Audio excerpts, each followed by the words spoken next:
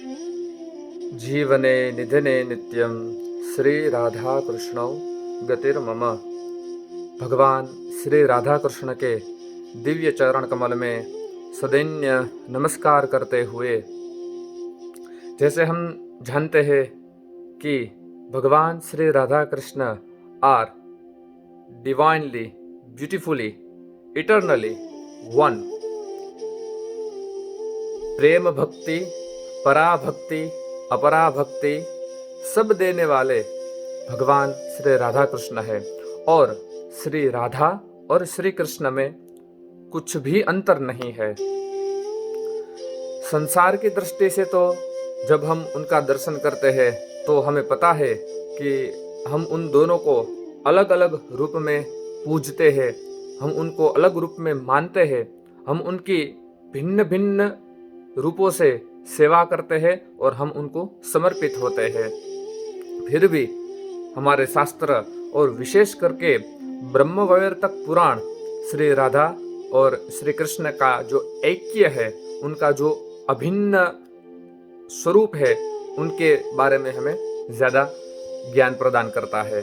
आत्मा तु राधिका यस्य, भगवान श्री कृष्ण और श्री राधा उसमें कोई अंतर नहीं है। There is no difference between Shri Radha and Shri Krishna. क्यों? कि एक रस स्वरूप है तो दूसरी रस स्वरूपा है।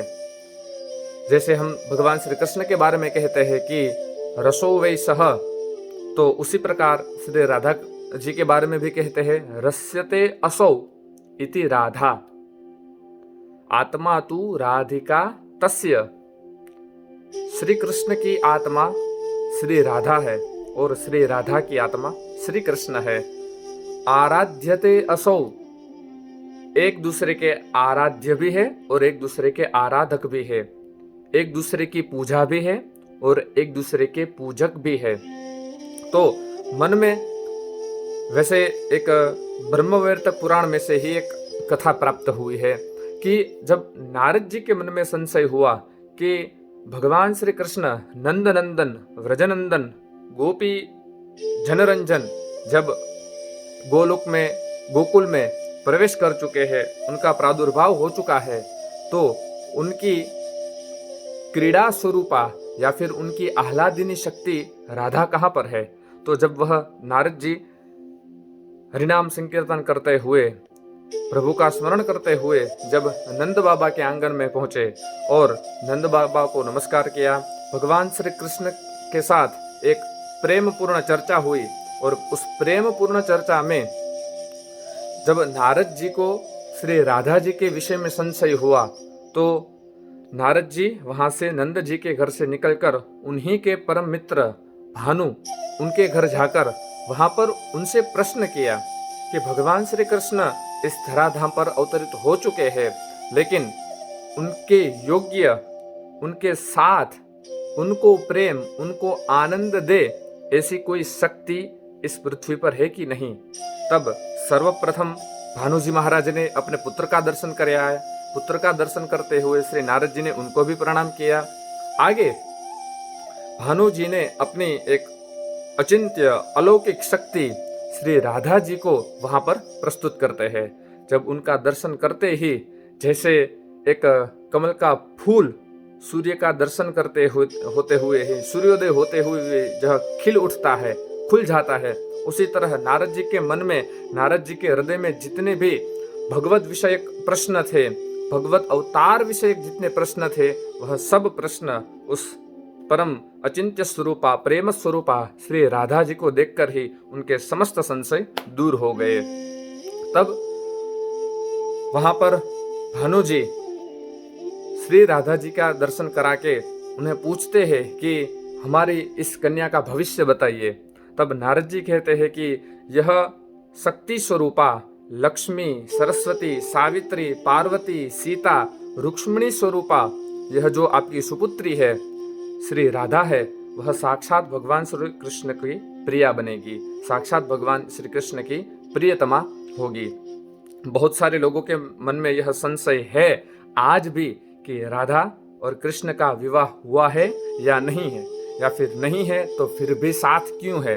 जैसे हम जब हर जगह, हर मंदिरों में, हमारे सनातन धर्म के सभी मंदिरों में जब हम जाते हैं तो हमेशा युगल सरकार, युगल छवि का दर्शन करते हैं। श्री राधा और श्री कृष्ण को हमेशा साथ में पाते हैं।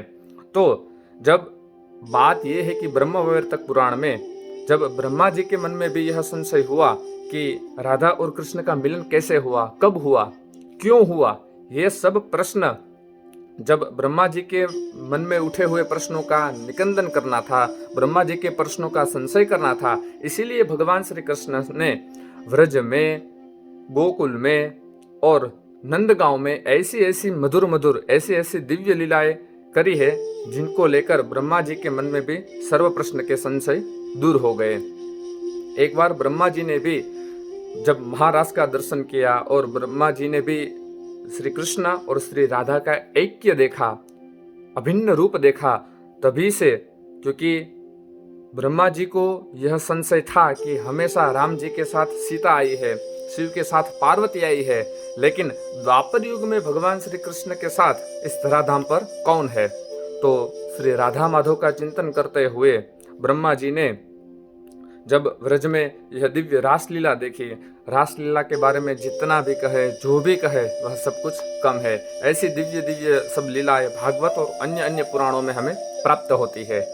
तो जब ब्रह्मा जी ने श्री कृष्ण और श्री राधा का मधुर मिलन उस वृंदावन में देखा, उस मधुर वन में देखा जहाँ पर रासलीला और प्रेम लीला हो रही थी, उसी समय ब्रह्मा जी ने वहाँ पर श्री राधा और श्री कृष्ण का विवाह संपन्न कराया था।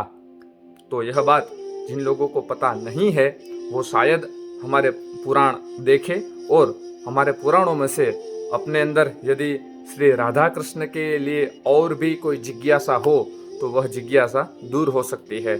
और बहुत सारी मधुर मधुर लीलाएं हमारे शास्त्रों में और हमारे ग्रंथों में पाई जाती है। वैसे हम देखा जाए तो हम कहते हैं कि क्या भिन्न है और क्या अभिन्न है। तो ब्रह्मवैवर्तक पुराण के कृष्ण खंड में यह बात बताई गई है, यह श्लोक का उल्लेख किया गया है। यथा त्वं च तथा हम च भेदो ही नावयोर ध्रुवम। ब्रह्मवैवर्तक पुराण में भगवान अपने मुख से ही यह बात कहते हैं कि हे राधे, तुम में और मुझ में कोई भेद नहीं है।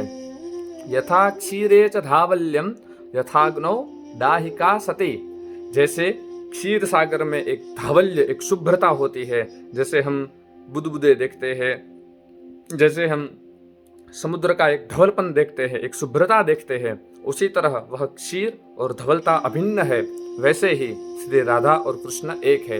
यथाग्नौ दाहिका सती, जैसे अग्नि और अग्नि की दाहिका शक्ति साथ में रहती है, जैसे जल और जल का भीगापन, जल की जो एक अपनी मधुरता साथ में होती है, तो वह वैसे तो पंच तत्व, हर एक तत्व अपने शक्ति के साथ ही इस अवतार में हम देखते हैं, हम उनका दर्शन करते हैं। यथा पृथिव्याम गंधश्च, जैसे पृथ्वी के अंदर गंध हमेशा से ही रहती है, तथा हम त्वयि संततम। तो उसी तरह हे राधा, तुम मुझ में समाई हो और मैं आप में समाया हुआ हूँ। एक बार महाभारत की भी कुछ कथाएं मन में स्मरण हो रही है कि भगवान श्री कृष्ण को जब एक बार थोड़ा मन में पीड़ा हो रही थी, थोड़ी मानसिक पीड़ा थी, थोड़ा दर्द था, तो उस समय बहुत सी रानियों ने वहां आकर भगवान श्री कृष्ण की सेवा करने की चेष्टा की, लेकिन किसी से भी भगवान का दुख, भगवान की पीड़ा दूर ना हो सकी। नारद जी वहां पर आते हैं और नारद जी के आते ही भगवान श्री कृष्ण ने एक बात बताई, भगवान ने एक समाधान बताया कि मेरी पीड़ा क्या है वो मेरे मन में मैं जानता हूं, फिर भी परंतु आजे मारा मननी अंदर जे दुख छे, ए पीड़ा छे, ए एक ज वस्तु थी जासे, एनी एक ज दवा छे, और वो दवा है यदि कोई मुझे अपने चरण की धूल लेकर मेरे सर पर लगा दे तो मेरा सर दर्द तुरंत चला जाएगा। अब आप सोचिए, उस द्वारिका में, उस भगवान श्री कृष्ण के दिव्य भवन में 16,108 रानियां और उनका पूरा परिवार था, फिर भी किसी के मन में यह चेष्टा करने की हिम्मत न हुई कि हम अपने चरण की धूल लेकर भगवान श्री कृष्ण के मस्तक पर लगा दे। बाद में नारद जी को पता था कि यह काम और यह दवा देने वाली जो गोपिया है, जो प्रेम विह्वला है, जो कृष्ण समर्पित है, वो है व्रजांगना, गोपांगना, राधा। ये सब भगवान श्री कृष्ण को वस्तुतः अंतर बहिरवस्थितम, अंतर और बाहर से जानती है और उनको पूर्ण रूप से समर्पित है। जब ये बात पता चली तब नारद जी ने सीधे गोकुल में जाकर व्रजांगनाओं, गोपांगनाओं और गोकुलांगनाओं से यह बात कही कि आज आपके प्रियतम थोड़े पीड़ा से युक्त है, उनको थोड़ा सिर दर्द है। तो उन्होंने कहा है कि जो कोई भी अपनी चरण की धूल लेकर उनके सिर पर लगाएगा तो जल्दी से उनकी पीड़ा, जल्दी से उनका दुख दूर हो जाएगा। ये भगवान हमें सिर्फ एक समर्पण समझाते हैं। भगवान अलौकिक भक्ति क्या है यह हमें समझाने की चेष्टा कर रहा है। जैसे नारद जी ने भी अपने भक्ति सूत्र में कहा गया कि सात्वस्मिन् परम प्रेम रूपा, जो भगवान के लिए परम प्रेम है वही भक्ति का अलौकिक स्वरूप है, वही एक आध्यात्मिक भक्ति का एक उच्च स्तर है। तो जब व्रजांगनाओं ने, गोपांगनाओं ने राधा सहित बिना हिचकिचाए अपने चरण से थोड़ी रज ली, अपने चरण से थोड़ी धूल ली और नारद जी के हाथ में दी और नारद जी को कहा कि ये धूल लेकर, ये चरण रज लेकर आप हमारे प्रियतम श्री कृष्ण के ललाट पर लगा दीजिए, उनका दुख दूर हो जाएगा। जब नारद जी यह चरण धूल लेकर वापस द्वारिका में आए तब जो द्वारिका में भगवान श्री कृष्ण का पूरा परिवार था वह देखता रह गया कि हम में से किसी ने भी यह चेष्टा करने की हिम्मत नहीं है कि हम अपने चरण की धूल लेकर अपने स्वामी जगन्नाथ भगवान श्री कृष्ण को हम अपने चरण पर लगाए। लेकिन ये गोपांगनाओं का प्रेम, यह व्रजनांगनाओं का प्रेम देखकर भगवान श्री कृष्ण ने सीधे ही अपने मस्तक पर वह धूल लगाई और सद्य उनकी पीड़ा, उनका सरदर्द सब दूर चला गया। जब यह बात, यह दृष्टांत नारद जी सहित जब द्वारिका वासियों ने देखा तब उनके मन में एक प्रेम, एक भक्ति उमड़ पड़ी। उनके अंदर से वह समर्पण की सरिता बहने लगी। जब ये भाव देखकर भगवान श्री कृष्ण ने कहा कि ये प्रेम है, ये भक्ति है, यह आत्मनिवेदन है। आगे भी हमें ब्रह्मवैवर्तक पुराण में श्री राधा और श्री कृष्ण का जो परम स्वरूप है, एक परमानंदमयी एक लीला है, उनके बहुत सारे श्लोक, उनके बहुत सारी लीलाएं हमें देखने को मिलती है। आवयोर भेद बुद्धि च यह करोति नराधमः। तो जो लोग राधा को समर्पित है वह उसी तरह श्री कृष्ण को भी समर्पित है, और जो कृष्ण को समर्पित है वो लोग पूर्ण रूप से श्री राधा को भी समर्पित है। तो हमें कभी भी अपने मन में न संदेह करना चाहिए, न संशय करना चाहिए और न ही प्रश्न करना चाहिए कि राधा और कृष्ण में क्या भेद है, क्योंकि पुराण समझाते हैं कि आवयोर भेद बुद्धि च यह करोति नराधमः। यदि आप इतना सब कुछ जानते हुए भी, भगवान की भक्ति अपने हृदय में होते हुए भी, यदि आपको श्री राधा और श्री कृष्ण में कोई भेद बुद्धि नजर आए या फिर कोई शंका हो तो समझ लीजिए कि आपका नरक में जाने का चांसेस बहुत ज्यादा है। आप यदि भक्ति में, आध्यात्मिक मार्ग में संशय जरूर करें, संशय क्या, प्रश्न जरूर करें, प्रश्न का समाधान करने की चेष्टा करें, लेकिन आप यदि बुद्धि लगाएंगे, आप तर्क करेंगे कि राधा ने तो कृष्ण से शादी भी नहीं की थी, फिर भी वो दोनों हमेशा साथ में क्यों रहते थे, या फिर कृष्ण ने इतनी सारी स्त्रियों के साथ ये लीला की, चीर हरण किया, ये किया, वो किया, तो आप यदि अपनी तर्क बुद्धि ही लगाएंगे तो कभी आप इस अमृत लीला का पान नहीं कर पाएंगे। आपको भगवान की ये जो दिव्य लीलाएं है वो कभी आप नहीं समझ पाएंगे। और इतना ही नहीं, आगे व्यास जी समझाते हैं, तस्य वासः काल सूत्रे यावत् चंद्र दिवाकरो पूर्वान सप्त परान सप्त पुरुषान पातयन्त्यघः। आप अपनी पहली 7 पीढ़ी और आने वाली 7 पीढ़ी तो कुल मिला के 14 पीढ़ी को आप नरक में धक्का दे रहे हैं। अज्ञाना दावनयोर निंदाम ये कुर्वन्ते नराधमाः पच्यन्ते नरके घोरे यावत् चंद्र दिवाकरो। जब तक चंद्र और सूर्य है उस काल तक आपकी गति हमेशा नरक में ही रहेगी। तो भगवान, जैसे मैंने पहले भी बताया कि आगे भी बहुत सारे श्री कृष्ण और श्री राधा के सुंदर सुंदर दोहे, सुंदर सुंदर पंक्तियां हमें मिलती है। कृष्ण शक्तिमय शक्ति राधिका, जैसे हम जानते हैं कि मानस में भी गोस्वामी तुलसीदास जी महाराज ने नाम और नामी में कोई भेद नहीं समझा, उसी तरह यहाँ पर भी शक्ति और पुरुष, उसमें कोई भेद नहीं है। पुरुष है तभी शक्ति है, और शक्ति है इसलिए पुरुष है। तो कृष्ण शक्तिमय शक्ति राधिका चिन्मय एक तत्व भगवान नित्य अनादि अनंत अगोचर अमल अनामय सत्य महान।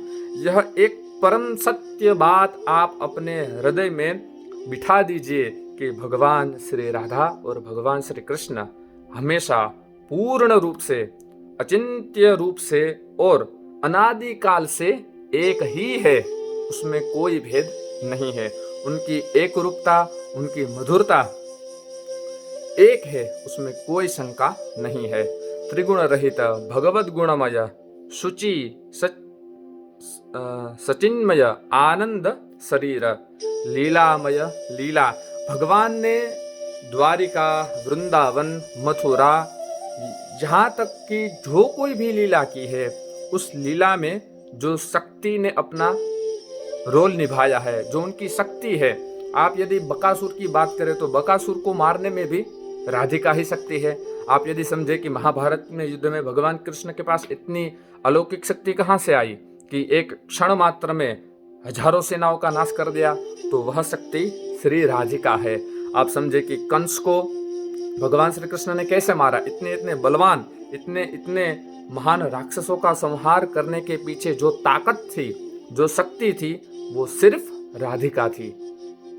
क्योंकि भगवान श्री कृष्ण जब गोकुल में, मथुरा में अवतार धारण करते हैं, अपना दिव्य शरीर लेकर इस धराधाम पर आते हैं, तो उस दिव्य धराधाम के पीछे उनकी जो ताकत है वो राधिका है।